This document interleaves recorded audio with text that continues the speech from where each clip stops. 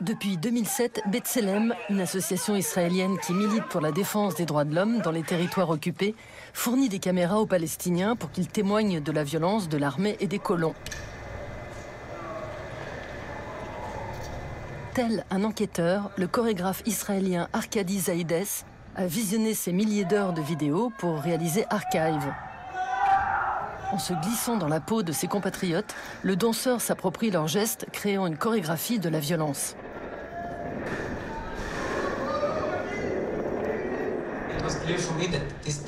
Pour moi, ce type de matériel ne pouvait pas être une source d'inspiration. Ces choses font un meilleur boulot que moi. Elles montrent la réalité mieux que moi. Je peux interroger des documents, poser des questions grâce à mon corps, mais je dois laisser les vidéos parler d'elles-mêmes.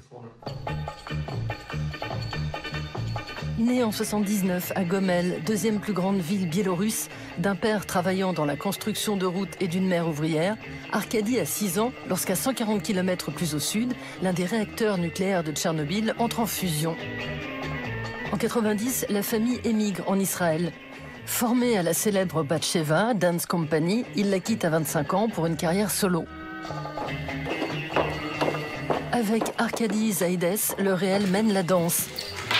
Ainsi, en 2016, il s'inspire de ces robots patrouilleurs qui font partie d'un projet européen visant à rendre les frontières plus infranchissables en remplaçant l'homme par la machine. Pour celui qui consacre sa vie au mouvement, ces entraves à la liberté de circulation font tilt. Comment puis-je bouger alors que je fais face à un arrêt ultime du mouvement, à un blocage du mouvement? En partant de documents qui sont extra-chorégraphiques, qui sont en quelque sorte extraits de la réalité, je peux les questionner. Si le mouvement n'est pas sur scène, quel type de mouvement peut émerger? Quel type de mouvement est déterminé par cette réalité? De passage à Bruxelles en janvier dernier, Zaïdes vient de présenter en ligne sa nouvelle performance, Nécropolis, dans le cadre du festival Vagabond de Mulhouse. Son enquête commence cette fois par une liste de plus de 40 000 migrants morts en tentant de rejoindre l'Europe. Grâce à un long travail d'investigation, le chorégraphe et ses collaborateurs cherchent à rendre visibles ceux qui ne le sont pas en retrouvant leur tombe.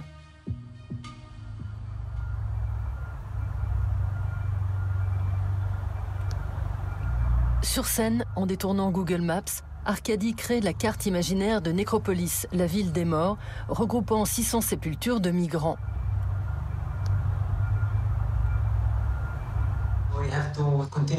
On doit sans cesse remettre en question notre contribution, notre participation à ces actes de violence, en regardant. Et le théâtre est l'endroit où on regarde.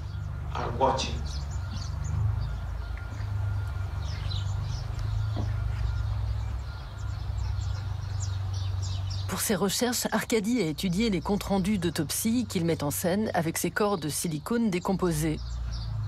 They are the forgotten ones. They are the ones that you cannot forget. The ones whose dwelling is never built, whose arrival is forever postponed. They are the ones who are silently speaking to you now.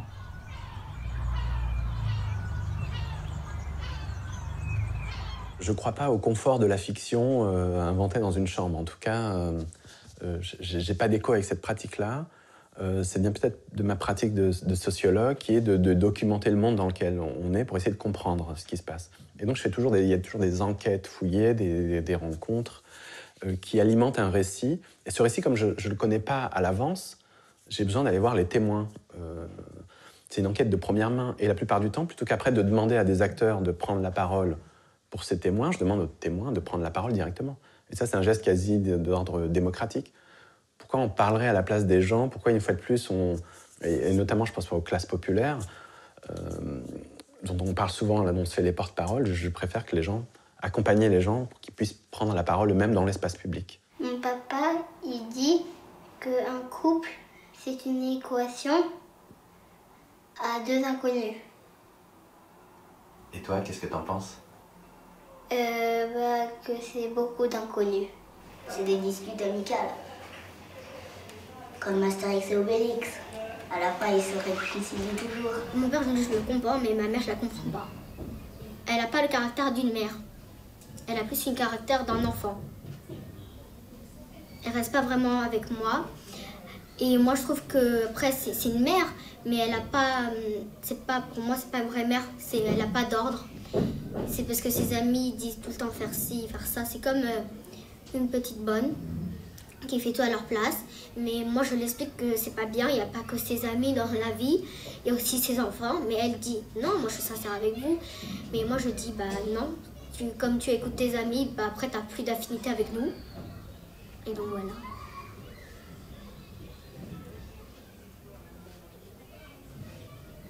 Est-ce qu'il y a quelque chose que tu voudrais dire à ta mère, mais que tu n'oses pas lui dire? Je t'aime. Pour sa pièce La Dispute, le metteur en scène Mohamed El Khatib interviewe uniquement des enfants, les premiers concernés par la séparation de leurs parents. Avec ce clin d'œil au classique de Marivaux, qui cherche à déterminer qui de l'homme ou de la femme est à l'origine de l'inconstance, El Khatib savonne les planches du théâtre classique. Depuis 10 ans, plutôt que de s'enliser dans les adaptations, ce passionné de sociologie met les histoires cantonnées au second rôle sur le devant de la scène.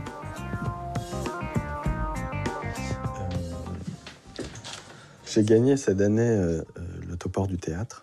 Pour une pièce en particulier? Non, je crois que c'est pour l'ensemble de mon œuvre, comme on dit. J'aime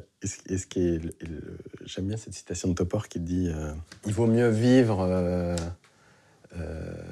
à la marge que crever au milieu. Ouais, et ça me plaît beaucoup. Ça. En 2017, avec Stadium, celui qui se voit comme un animateur de rencontres reproduit la mixité des stades au théâtre. Sur scène, des familles de supporters du club de foot du RC Lens et le public sont invités à descendre une bibine. Auparavant, Mohamed avait interviewé ses fans comme Yvette, qui voit la vie en rouge et or. Bah, date de naissance. Ah ouais, date de naissance, oui. Alors l'autre jour, j'ai dit, quand que je vais mourir, le mettre sur moi dans mon cercueil. C'est ce que je voudrais savoir, quand je vais mourir. Et je vais aller voir une voyante, alors je vais le savoir. Elle va pas te le dire. Elle va pas me le dire? Non. Oh. Bah non. Si elle le voit, elle va me le dire. Non. Ah ouais, ça serait bien ça. Hein? Savoir si elle va remonter en ligue 1. Ah, tu demanderas en même temps. La toute première fois en tant que pratiquant, c'est au collège, en classe de 5e. Monsieur Michaud, prof de français, nous fait jouer les contes de la rue Broca. Et je me retrouve sur scène et il me donne un rôle Bachir. Je joue le rôle de... Je suis le seul maghrébin de la classe et je joue le rôle de Bachir qui parle avec des poissons. Et donc je me retrouve pendant 3 minutes. Je suis en train de dialoguer avec des poissons et j'ai une gel là-bas et des babouches. C'est-à-dire c'est l'image sans doute la plus rétrograde, mais j'ai eu un plaisir fou enfant à être sur scène et à jouer ça. Né à Beaugency, près d'Orléans en 80, le petit Mohamed est élevé dans une famille de 5 enfants par des parents marocains qui ont émigré dans les années 70. Sa mère est au foyer, son père ouvrier, et lui se cramponne au ballon rond. Bien parti pour une carrière pro, c'était sans compter sur la rupture de ses ligaments croisés. Il fait finalement Sciences Po, puis une thèse en sociologie.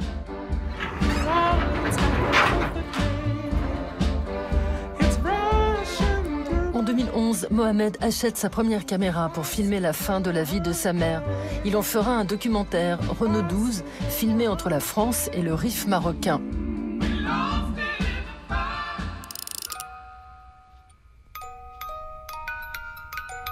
Depuis, il aime filmer tout ce qu'il documente. Pour son dernier projet, l'Indiana Jones du théâtre se penche sur le mystère des boules à neige et ses collectionneurs.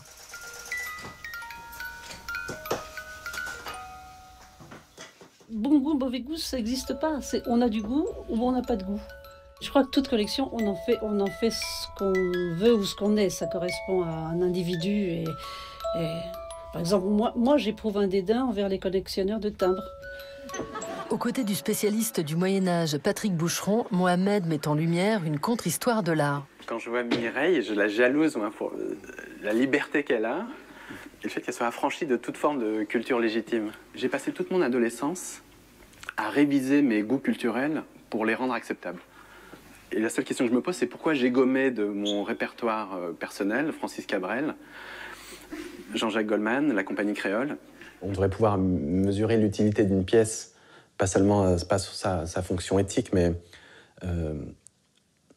dans le fait qu'elle déplace quelque chose de la société, qu'elle nous dérange, au sens où vous êtes rangé d'une certaine façon, et quand vous ressortez de cette pièce, vous êtes rangé autrement. Parce qu'il s'est passé quelque chose, vous avez été transformé.